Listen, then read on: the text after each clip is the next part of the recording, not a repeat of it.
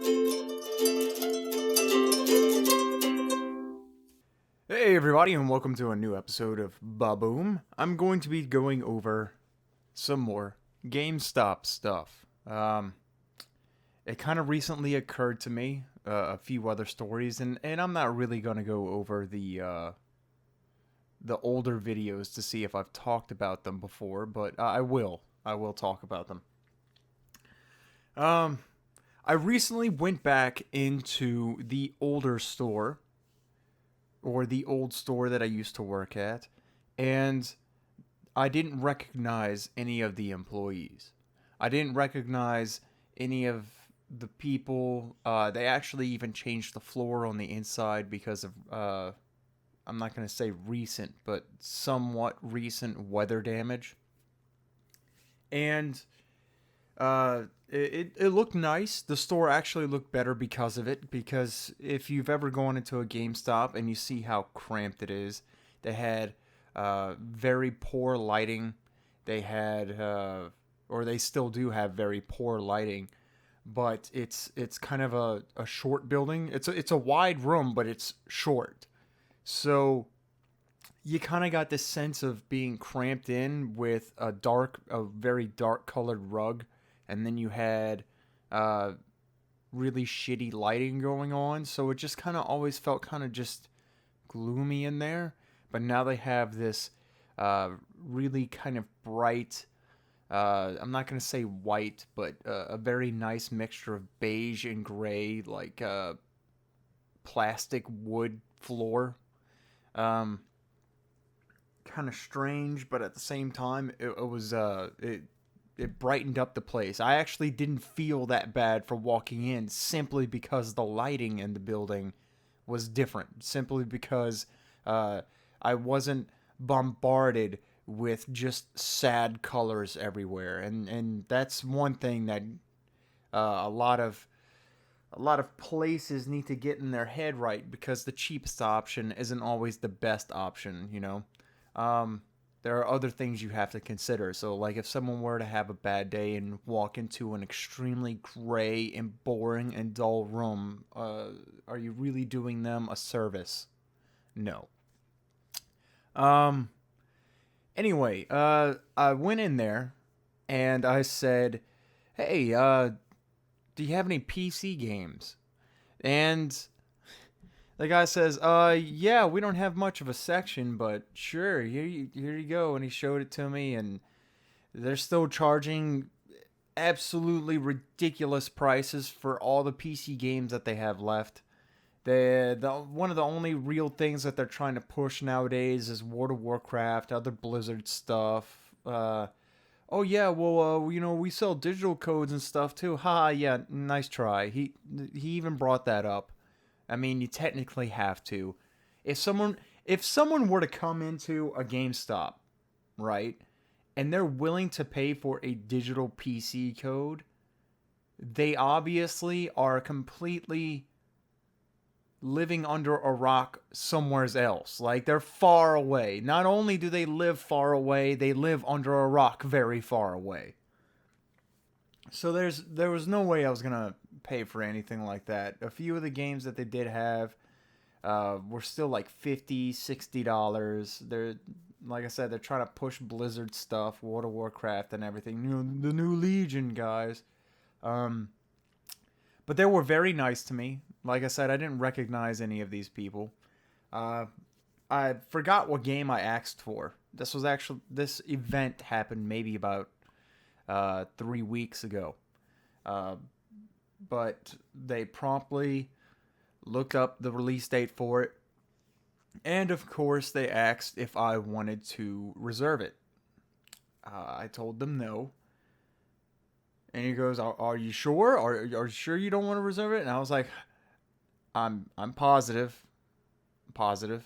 And I went back to kind of looking at the Game Informer magazine real quick, and Game Informer has not changed. A lot of the super awesome, almost perfect, great games are all the games that they pretty much, like, GameStop wants you to buy.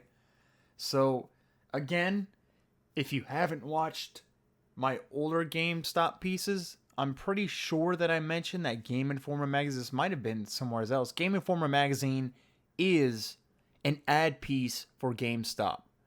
I don't know the direct correlation between the two. But at some point in time, somebody bought out either both of them, or GameStop bought out Game Informer, or Game Informer did an extremely strict under the table contract with GameStop. I have no idea. But uh, essentially, if GameStop is having trouble buying, or I'm sorry, selling something, if GameStop is having trouble selling something, they will push it in their magazine, hoping that the readers will go out and buy it. It is just something that they do. It is their way of getting you interested in products that they want you to. So don't ever really trust anything that you read in Game Informer other than news, maybe some interviews, maybe looking at different aspects of a product coming out, but I wouldn't necessarily look at any of the reviews. You know, your 9 out of 10s, your 10 out of 10s, your 8s, etc., etc., etc. Because I've seen good games in that magazine get rated mediocrely, and I've seen mediocre games get rated great. So, you know, it's got the IGN syndrome going on. And so, after this conversation, you know, I'm still looking through it, and I say no thank you. I look around at some of the displays and some of the other things that have changed, and I've noticed this massive, from ceiling to ground, from ceiling to floor display of used Skylanders. Used Skylanders. I get that there's a market for it. I get that a parent might come in, or a collector, or a kid just in general might come in and be like, I want that one, you know, or whatever. And they'll get it used, you know, for cheaper or whatever. Especially since finding something used usually means that it might be an older edition of something, or a harder to find edition of something. I understand that. I get that. But why collect so many? Why get so many? Back when I worked for GameStop, used Skylanders was already becoming a thing. We didn't really have any because at the time Skylanders was still kind of fresh, kind of new, but tons of people didn't really own it. What I don't understand is, even with some of the hype that was around Skylanders, how does GameStop find that the Skylander figurines are profitable? Obviously, to some aspect, these Skylanders, these used Skylanders, are making them money. To some aspect. But where? I've never heard of any kids in my area when I did work, or even from family and friends or anybody like that. I've never heard of anyone other than people looking for extremely rare stuff, like to sell on eBay, actually play Skylanders. Now, when it first came out, there were a few people that were like, oh yeah, you know, it's kind of cool and everything like that, but you know, it's real expensive. I don't know if I'm going to keep playing it. The fact that there are people still playing it, point them out to me. If you guys actually know of somebody, you don't have to mention any names or anything. Just at least let me know that you know somebody that still plays it, even if they're a kid, because I don't see a market for a video game that charges what, like $15 a character? Can you imagine like Street Fighter or something like that, and they want to charge $15 a character? Can you imagine Super Smash Brothers if they ever? Oh, never mind. So the thing is that with GameStop, despite how nice these people were to me, despite how much the place has changed, I still did not, in any regard, want to give them my money. And you could say it's because working for them has somewhat kind of spoiled me, but I just can't. I can't in good conscience in good conscience give them my money anymore. I couldn't even stomach giving them $1. Like if they had some kind of used game that was really cheap sitting there, and it's something that I probably maybe wanted to try out. Was I gonna give them $1? Nah, I don't know. There might have been some other use for it. Uh, the kind of company that we're talking about here. Again, I'm not sure if I told this story in one of my other videos, but this guy comes up to the counter. He has tons of brand new accessories. I feel like I have. Maybe it was on another channel. This guy has brand new accessories. He has brand new crap. 4 PlayStation 3 controllers, 4 Wii controllers, whatever. Comes up to the counter and says that he wants to trade it all in for cash. Well, the common thing to do that we were taught is obviously when it looks like a shifty business deal, to just pretend like, oh yeah, man, sorry, we don't really have the cash right now for that much stuff. Oh yeah, you might have to come back in another time, but I could give you store credit. And you kind of play up that you can't give them cash for that. But he wasn't buying that. I could tell that he wasn't buying that because it was like 8 o'clock in the afternoon. An hour before closing on like the weekend. So yeah, there was obviously cash in the drawers. And so I looked at all of that. I didn't talk about any of that bullshit. I cut straight down to the meat, to the bone. I said, I'm not accepting any of this as a trade. And he goes, what, why not? And I was like, because all of this is brand new. I don't like this trade. I didn't outright say it was stolen. I didn't outright say that he took it from somewhere else. I just said, I don't like this trade. I'm not accepting this trade. And so he started getting super fucking pissed. He started getting on fire. He was getting mad. He's like, where's your manager? Where's your man? I'm sorry, dude. I am the manager on duty right now. That I am him. I am standing here. I have the keys to the place. I know the safe code, etc., etc. I mean, I didn't say all that, but I am the manager on duty.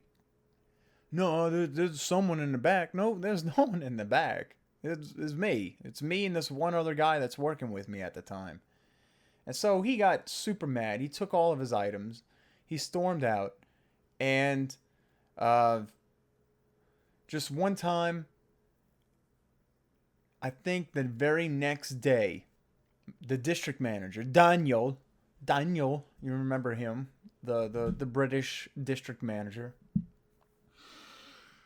I asked him what he would have done in that situation, and he says, you don't really have a place to say anything, even though it does look extremely fishy. Just accept the trade and then type in his driver's license information, just like all the other times, and then if something comes up, it'll do it. No, absolutely not.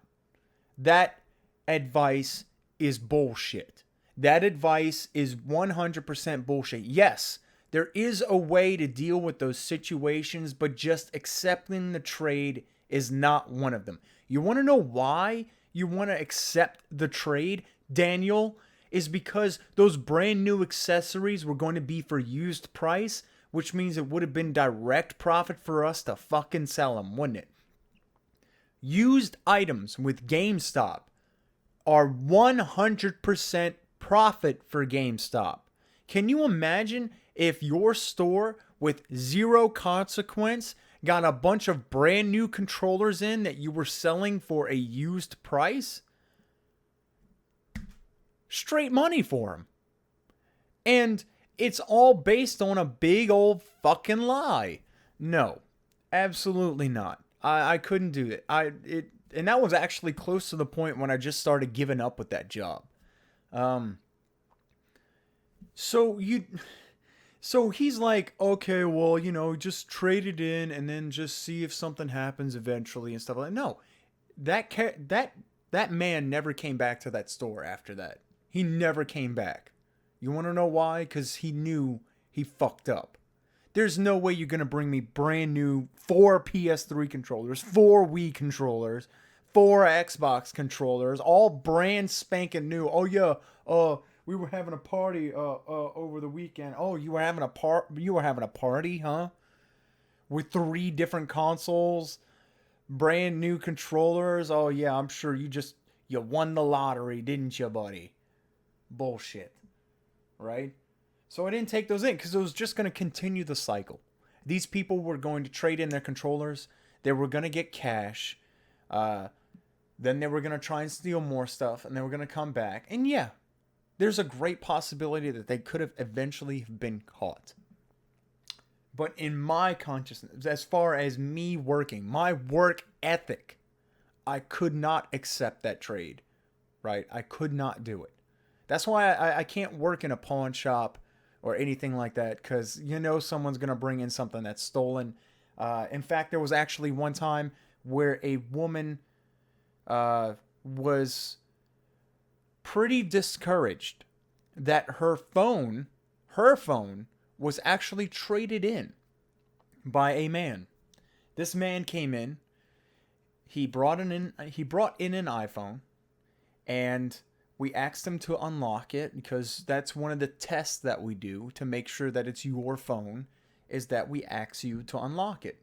Because if you know the password, well, then that really helps out your case. And he knew it. This man knew the password. Okay, fine. Can I see your driver's license? He met every single thing that he needed, and he asked for cash. And at the time, the used iPhone thing was really booming. So yeah, sure. The trade was complete and accomplished. About 2 days later, this woman came in, asked if a cell phone was traded in using these specific numbers and blah blah blah blah blah. And yeah, it was. Why? What's wrong? Well, that was my cell phone. Oh. So then we wanted to help her, but we couldn't because there was the legal jargon behind all of it. So she calls a cop over thinking that it's kind of our fault, right? And I was on duty at the time. And I explained to the officer that there's nothing that really GameStop can specifically do. And he understood that as well. And he asked her, ma'am, the only way that we can specifically get that cell phone back is if you were to press charges against that man. And so she's thinking she's like, no, I don't want to send him to jail. I don't want to send anybody to jail. And it's like, I'm thinking, he stole your cell phone. I mean, I didn't pressure this on. I wasn't the devil on her shoulder for this. It was her decision. I'm thinking, ma'am, she stole your cell, or he stole your cell phone. Like, what's the problem here? Don't you want to chase him down, figure out who he is? And then she said it. He's my cousin. Oh, so your cousin stole your phone and cashed it. Well, that was sad for her because, once again, there was nothing that we can do. In fact, it actually all rode on her because she decided to not press charges. The officer just wanted a few signatures or something like that to let us know that we were there or he was there. Paid attention to what was going on. I believe it was like 1 signature or 2. Something like that. I'm not really familiar with the whole cops being around me situation. Because I don't cause fucking trouble all the time, like stealing people's cell phones. And it was nuts to think that this guy maybe for that cell phone got around $150, $200. And his cousin was totally probably gonna rip his asshole open later that day. Oh. Mm-mm.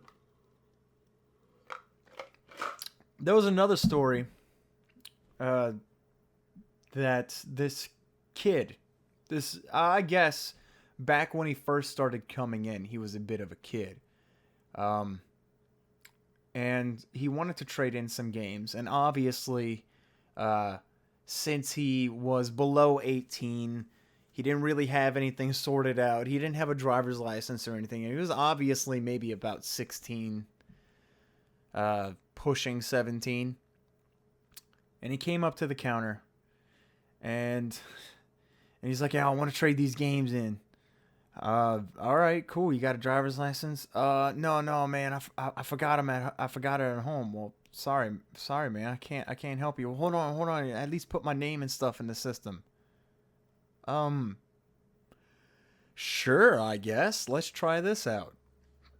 So type up his name. All right, where do you live? Uh, I don't really remember. Sorry, man. Are you messing with us? You don't remember where you live? Oh no, I just moved here. Oh, okay. Well, yeah, that makes sense. I mean, he was okay. Whoops, my bad. Add that to the blooper reel. I also grabbed myself a popsicle anyway. So where was I? This guy, this 16, almost 17-year-old dude, no driver's license. Uh, Remembered his name, couldn't remember his phone number, couldn't remember where he lived. And at first you're thinking it kind of all makes sense because, he just moved there. But then when you talk to any of his relatives that came in, they're like, "No, he's been living here for like since he was born." So this kid obviously trying to bullshit, trying to come up with like some kind of adult, I guess, account, trying to bypass the system in some kind of way. It wasn't going to work. That's just the kind of shifty people you got to deal with. And yes, for the next 4 years of seeing that kid come into the store, he lied a lot. Came in, said, "Oh yeah, this belonged to somebody, blah blah blah blah blah. They don't want it anymore." He was one of those. He was one of those people that stole things and then traded them in, but not in a like on a weekly basis kind of thing. He took little things that were missing from other family members, and eventually his family did catch on to it, and he never really came into the store. All right. One of the few times that I've actually had fun working for GameStop was messing with the coworkers, right? There were some coworkers I never really messed with. Some of them actually became friends for a good while. Sometimes they don't call and hang out anymore, Ben. But hey, it's whatever. It's just a thing. Uh, one of the coworkers, one of the oh wait, what did I call him? The charismatic guy from the first GameStop chat that I ever had. I played a nice prank on him around the time Gears of War 3, I think, was coming out. It could have been 3 or it could have been the one that was after that. And I printed out tons of pictures of his face, and on every single ad that I saw, I put his face on Coltrane. Isn't that the character's name? Coltrane? Cole? The black guy, essentially. The "Whoa, it's Coltrane, baby!" That guy. I put his head on him in very specific spots. And then eventually started getting pissed. It's like, "No, dude, someone real serious could come in here and see that, and they'll get super PO'd about it, and blah, blah, blah, blah, blah." And I'm like, dude, if they're going to get super PO'd about a simple, funny little prank, this company is just no fun unless they deem it fun. The only times that they ever allowed any kind of music or outside food to be on the floor and stuff like that is for midnight launches. Oh yeah, we're look at us, we're so exciting and fun and energetic. You know, they want to get all the people standing in line out there hype and stuff. Not to mention, working there did have the added benefit of kind of knowing the local pizza guys. Because one time they outright just gave me a pizza for free. Like, I walked in there and I was like, oh man, you know, I don't really want to pull this card on you guys, but I'm really hungry. And this is true. This happened to me one time. Gamestop pays shit, as you guys all know. I was getting paid about $8.60 an hour. So trying to get my bills out the way. People always wondering how I survived. Well, guess what? I lived with family. I still do live with family because now I'm in college. I mean, what do you want from me, right? So I went into this place. I wouldn't say friends, but I was pretty strong acquaintances with the manager at this place. I was like, I'm really hungry and I could really use a pizza right now. And he hooked me up with a pizza. GameStop, in some kind of ways, helped me develop some social links. Not in like the persona sense, but you know, just in the real life go the fuck outside sense, right? And I'm very grateful for that free pizza. It may have just been $10 back then, but it's something that I remember, right? But GameStop just does not allow the fun stuff on the floor. They don't. As an employee, you're not really allowed to play any demos unless you're trying to get acquainted with that particular game. But the second someone comes into the store, stop playing it and, you know, help them out. I mean, now that part's obvious, right? But there was this one game I wanted to try, Zone of Enders. I never really played a Zone of Enders. And of course, you know, it was super cheap at the time. I think both Zone of Enders were like $5 each. So anytime I got an opportunity, maybe I was interested in a PS2 game that I've never really touched before or something like that, I'd try it out. Like, I'd actually sit there, I'd bring out a system, and I'd actually sit there and play it. You know, like, I don't know what a video game store employee is supposed to look like they're doing, right? If you were to walk into a video game store and see an employee playing a video game, are you going to get fucking mad? As a customer, are you going to get mad? No, you only get mad when they start ignoring you and they don't give you service. That's when you get mad.